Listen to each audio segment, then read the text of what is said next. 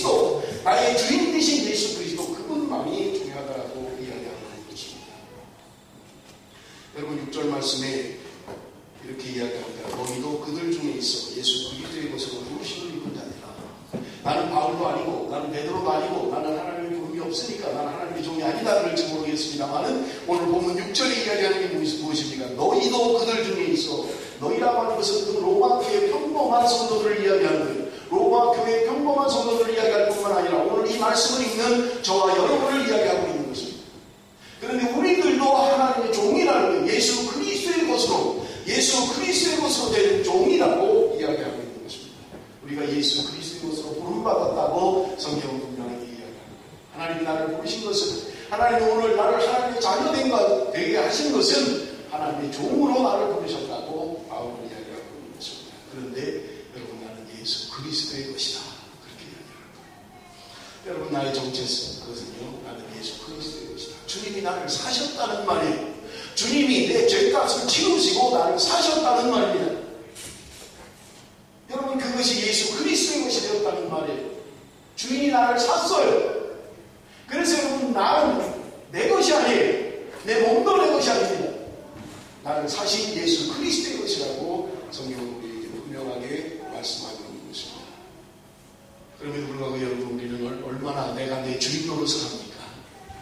얼마나 내가 주인 노릇을 해요? 마치 다 내 것인 것처럼. 여러분, 그리스도인이라는 말은 그리스도의 것이 된 사람이라는 말입니다. 그리스도의 사람이라는 말이에요. 그리스도께서 나를, 내 죄값을, 내 생명을, 값을 지불하시고 사셨다는 말이에요. 자신의 생명을 바쳐서 주님이 나를 사셨다는 말이에요. 여러분, 이것이 오늘 믿어져야 합니다. 여러분, 복음은 바로 이것입니다. 예수 그리스도가 나를 위하여 죽으셨다는 겁니다. 주님, 오늘 본문 2절 3절에서 이야기하는 것처럼 주님이 나를 위하여 죽으시고 그리고 살아나셨다는 것입니다. 부활하셨다는 말이에요. 여러분, 이것이 믿어져야 합니다. 여러분, 그리스도인이라면요, 여러분 오늘 설교 가운데 다른 것은 다 잊어버리셔도 괜찮습니다. 그런데 분명한 것은 주님이 나를 위하여 죽으셨다, 주님이 나의 죄값을 치르고 나를 사셨다라고 하는 것, 이것을 분명하게 기억하셔야 합니다. 주님이 나를 사셨다는 말이에요.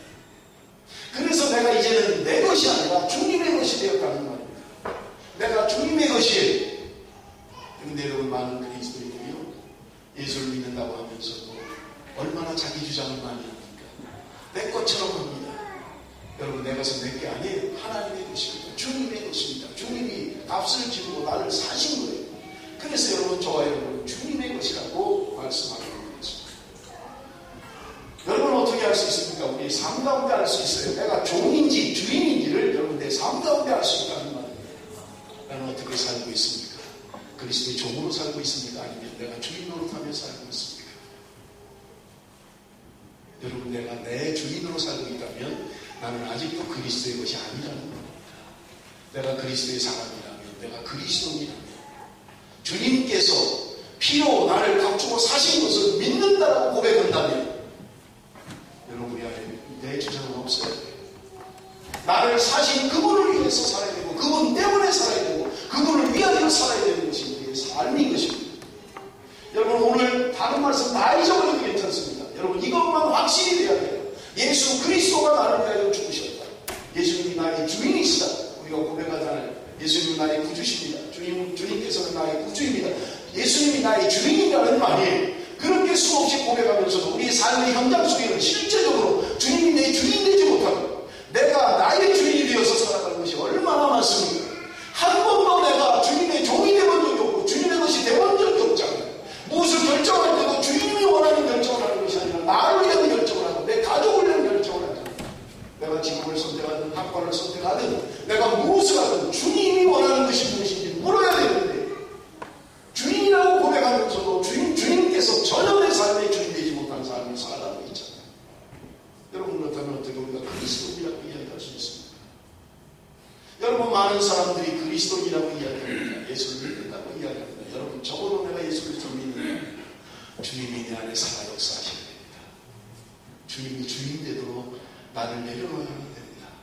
이제까지는 내가 나를 주장하고 살았어도 이제는 주님이 나의 주인이십니다. 주님이 원하는 삶을 살겠습니다. 주님을 위하여 살겠습니다. 주님을 위한 삶이 되겠습니다. 여러분, 이게 그리스도의 삶이에요. 그런데 여러분 불행하게도 많은 그리스도인들이 예수를 믿고 직분을 갖고 생활하면서 죽는 날까지 한 번도 주님과의 살지 못하고 한 번도 주님의 것이 되지 못하고 그저 나의 나된 것, 그저 내 것으로만 살아가고 그저 나만의 살아가는 이기적인 신앙으로 우리가 살아가고 있지는 않는 것입니다. 여러분 마음은 오늘 두 번째로 고백합니다. 나는 사도로 부르심을 받았다. 여러분 사도라는 말은 보냄받은 자라는 말입니다. 쉽게 말하면 대사라는 말이에요. 여러분 한국 대사가 호주에 와 있죠. 캔베라에 관저가 있고 한국 대사가 거기 살고 있습니다. 여러분 대사는요 한국을 대표하여 호주에 와 있는 사람입니다. 그렇지만 여러분 분명한 것은요 대사는 자기 마음대로 결정 권한이 없습니다. 반드시 본국의 훈령을 따라서만 해야 됩니다. 내가 대표로 나와 있어요. 여기 한국 대사로 한국을 대표해서 호주에 와 있는 대사입니다만은 호주에 와 있는 한국 대사는 자기 마음대로 결정 권한이 없어요. 반드시 훈령을 받아야 돼요. 호주에서 이런 요청이 있는데 어떻게 하면 좋겠습니까? 어떻게 대답해야 됩니까? 반드시 본국에 물어야 되고 본국의 훈령을 따라서 그대로 해야만 하는 거예요. 내 생각 중요하지 않아요. 나는 이렇게 하는 게 좋겠습니까? 그렇지 않아요. 본국에서 하라는 대로 하는 거예요. 그게 대사인 것입니다. 여러분 오늘 우리를 대사라고 이야기하고 있는 거예요. 하나님의 보냄받은 자라고 이야기하고 있는 거예요. 사도 바울은 그것을 지금 확인하고 있는 거예요. 나는 하나님의 보냄받은 사도다. 그렇게 이야기합니다. 사랑하는 성도 여러분, 바울만 보냄을 받았습니다. 아니에요. 오늘 하나님께서 우리를 모두 보내셨던 것입니다. 하나님께서 하나님의 대사로 우리를 이 땅에 보내신 거예요. 그렇다면 여러분 우리는 내 뜻대로 내 생각대로 사는 사람이 아니라 나를 보내신 분의 뜻을 따라서 나를 보내신 그분의 명령을 따라서 살아야 하는 것이 우리의 삶인 것입니다. 그래서 사랑하는 성도 여러분, 나는 물어야만 합니다. 주님 이런 문제가 있는데 어떻게 하면 되겠습니까? 어떻게 해야 됩니까? 물어야만 해요. 주님의 뜻이 무엇인지, 주님 원하는 게 무엇인지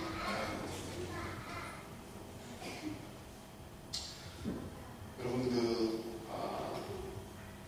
김용희 선교사님이라고 우리 유튜브나 인터넷에 이름을 치면 나오는 분입니다. 김용희 선교사님이라는 이분이요 시드니로 왔다 가시는데 참 비참한 삶을 살았죠.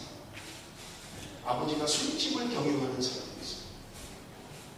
어릴 때부터 그저 타락한 삶만 보았습니다. 그 사람의 고백이 자기는 중학교 중퇴라는 거야. 자기 가족들의 평생의 소원이 뭐냐? 아버지가 빨리 죽는 거야. 아버지가 빨리 죽는 거야. 맨날 술 먹고 술집을 경영하면서 맨날 허락만당하게 사는 거야. 집에 들어오면 술이 취해서 어느 날 칼을 들고 죽인다고 하고 어느 날은 휘발유를 뿌리고 다 불질러버린다고 하고 가족 피워 술이 깰 때까지 밤새도록 고통을 하고. 그래서 김용희 선교사 어릴 때 소망이 우리 아버지 빨리 죽는 거였어. 빨리 죽었으면 좋겠다.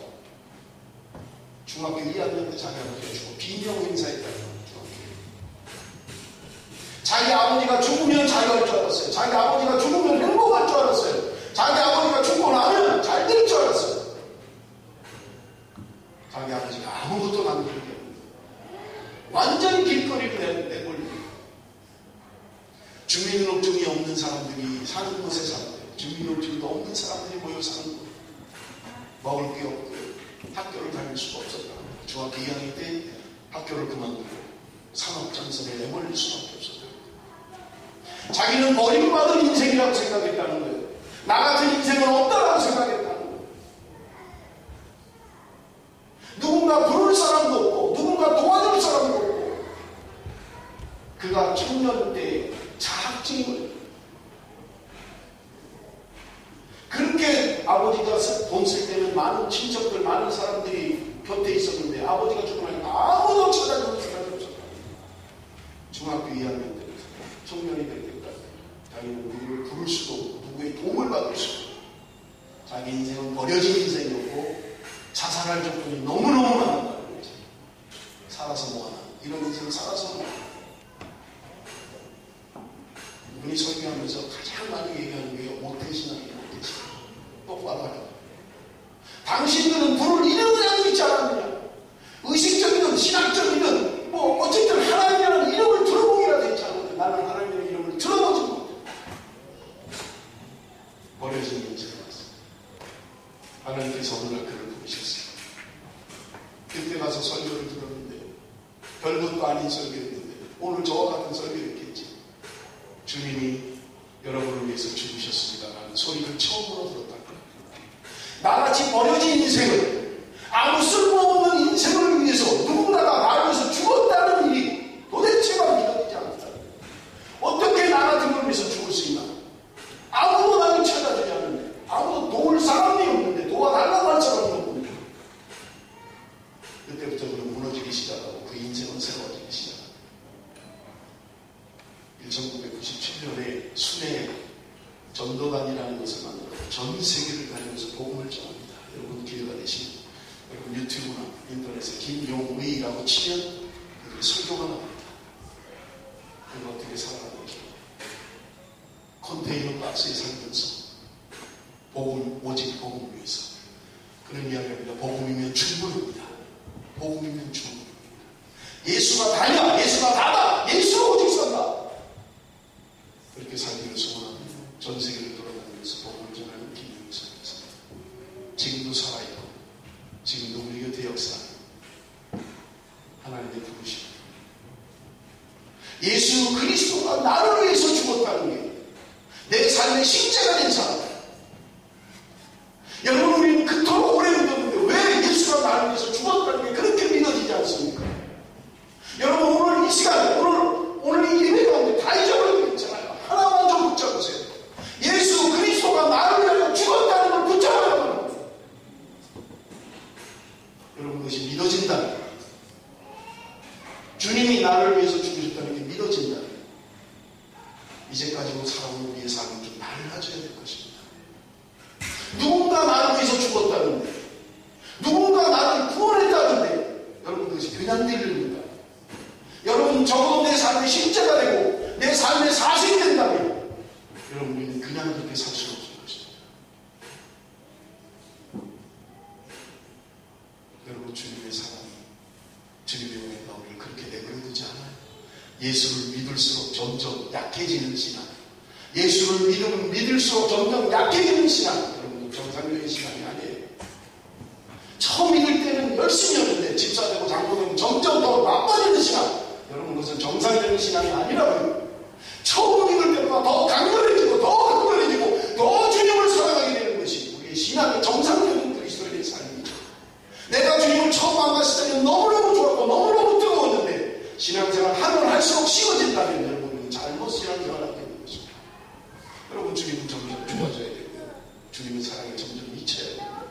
작년보다 올해는 나야 되고 올해보다 내년이 나야 되고 주님 앞에 더 가까이 가야만 합니다. 내 모든 것을 드려도 아깝지 않아요. 여러분 우리의 신앙의 선배들의 고백이잖아요. 주님을 만난 신앙의 선배들의 고백이잖아요. 내 모든 것을 다 드려도 아깝지 않은 주님의 사랑이었습니다. 주님 우리를 위해서 그렇게 돌아가셨다 것입니다. 여러분 바울은 이야기합니다. 하나님의 복음을 위해서 내가 부르심을 받았다고 그런 이야기하고 있는 것입니다. 하나님이 나를 복음을 전하는 복음 전도자로 불렀다. 사랑하는 성도들, 하나님께서 오늘 우리를 부르십니다. 오늘도 저와 여러분을 부르십니다. 복음을 위하여 우리를 부르시는 것, 우리의 삶의 목적, 우리를 분명히 복음을 위하여 살아가는 것입니다. 오늘 이 시간에 여러분 우리 생각하는 신앙으로 좀 삽시다. 고민을 좀 합시다. 누군가 나를 위해서 죽었다는데, 주님이 나를 위해서 죽었다는데, 이것을 믿어야 된다는데, 여러분 한번 고민을 좀 하셔야 되지 않겠습니까? 여러분 그렇게 믿는다면, 여러분 우리의 삶의 태도가 좀 달라져야 되지 않겠습니까? 여러분 복음이면 충분합니다.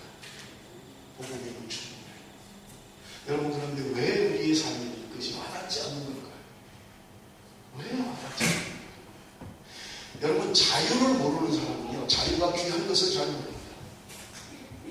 여러분 죄송합니다만 남자들이 군대를 가면요 자유가 귀한 것을 알게 돼요. 왜요? 마음대로 할 수가 없으니까요. 잠자는 걸 마음대로 잘 수 있습니까? 밥 먹는 걸 마음대로 먹을 수 있습니까? 마음대로 책을 볼 수 있습니까? 마음대로 누워 있을 수가 있습니까? 마음대로 못해요. 군대를 가면 모든 것이 통제에 있어 명령에 있어만 살아야만 됩니다. 그러다가 휴가를 나오면 자유가 뭔지를 알아요. 내 맘대로 할 수 있고, 내가 먹고 싶은 시간에 먹을 수 있고, 내가 자고 싶은 시간에 잘 수 있고, 군대를 갔다 오면 자유분들이 조금 알게 되는 거예요. 죄송합니다. 여자분들은 자유를 잘 몰라요. 왜? 구속받아 보지 않았으니까. 명령에 의해서 살아보지 않았으니까. 내가 그런 삶을 살지 않았기 때문에 모르는 거예요. 여러분, 주님이 나를 위해서 죽으셨다는데 그 삶이 뭔지를 내가 살아보지 않는 거예요. 내 삶 가운데 주님은 살아계신 분이라는, 내 주님이 내 안에 전혀 살아계신 분이 아니에요. 주님이 나에게 필요하지 않은 거예요. 그러니까 형식적이 되거든요. 입으로는 고백하는데, 믿음이 있다라고 하는데 믿음의 삶은 왜냐면 내 뜻대로 살아도 얼마든지 살 수 있다고 생각합니다. 전혀 사는 게 문제가 없다고 생각합니다. 지장이 없다고 생각합니다. 그러면 한 번도 주님을 위한 삶이 뭔지, 주님이 내 안에 주인된 삶이 뭔지, 주님이 나를 다스리고 통치하는 게 뭔지, 주님을 따라 사는 삶이 뭔지 여러분 경험하지 못합니다. 우리 성경을 한 군데만 좀 찾습니다. 잠언 8장 17절 말씀이에요. 같이 잠언 8장 17절 마지막 말씀.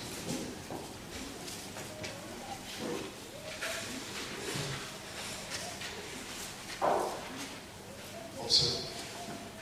잠언 8장 17절 한 목소리 한번 다 같이 읽으세요. 시작. 나를 사랑하는 자들이 나의 사랑을 받고 나를 간절히 찾는 자가 나를 만날 것이다.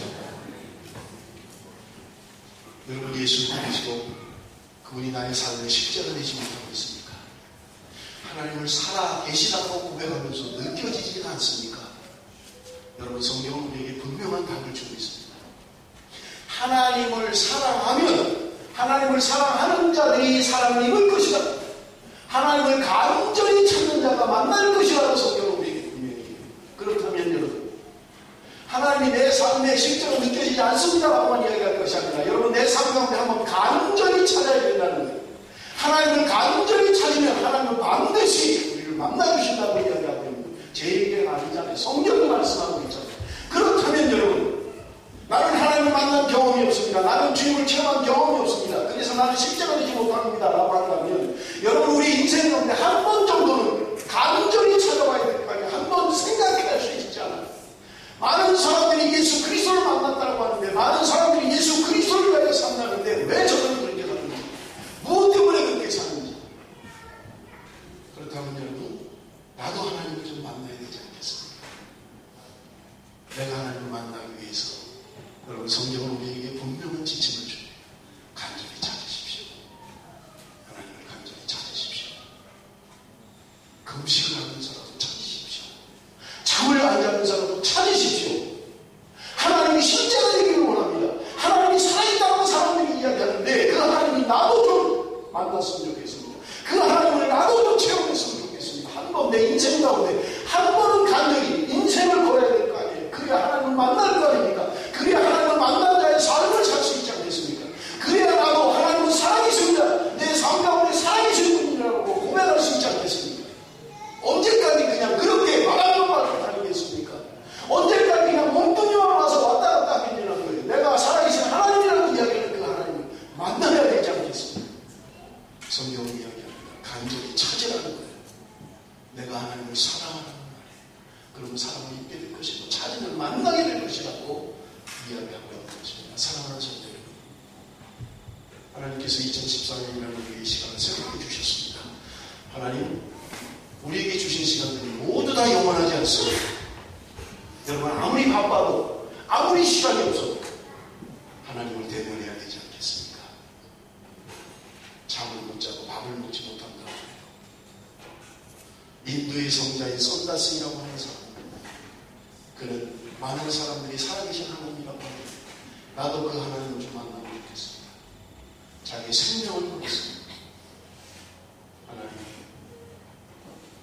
오는 첫 기차에 그때까지 하나님이 나를 만나주시지 않는다면 나는 죽고 말겠습니다. 하나님 그를 버리지 않으셨고 그를 만나주셨고 그는 새로운 인생을 살 수 있었습니다. 인도의 성자가 복음 전하는 복음 전도사를 살 수 있었던 것입니다. 사랑하는 형제자매, 주님을 만난 경험이 있으십니까? 그리고 점점 식어가는 신앙생활을 하고 있습니까? 그저 현상유지 급급하게 살아가고 있습니다. 여러분, 주님은 그런 분이 아닙니다. 주님은 우리를 그렇게 살도록 부르시지 않으셨습니다. 주님이 우리를 그렇게 살도록 생명 바쳐 우리를 위하여 죽으신 게 아닙니다. 여러분, 수많은 사람들이 그렇다고 하는데 한 번 정도 간절히 찾고 만나야 되지 않겠습니까? 주님은 내가 간절히 찾으면 만나주십니다. 그래서 나도 바울처럼, 김영희 선교사처럼, 이돈 장로님처럼 여러분, 그런 삶을 좀 살아야 되지 않겠습니까? 내 삶 가운데 살아계신 하나님을 지정하면서 내 사업 가운데, 내 가정 가운데, 내 학업 가운데, 내 삶 가운데 역사하시는 하나님을 경험하는 그렇게 살아야 되지 않겠습니까?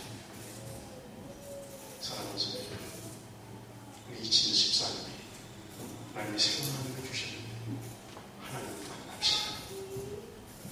도대체 복음이 뭔지, 왜 저들은 모든 것을 버리는지, 도대체 복음이 뭔데 모든 것을 다 버리고 저렇게 살아가는지 여러분, 우리도 좀 알아야 되지 않겠습니까?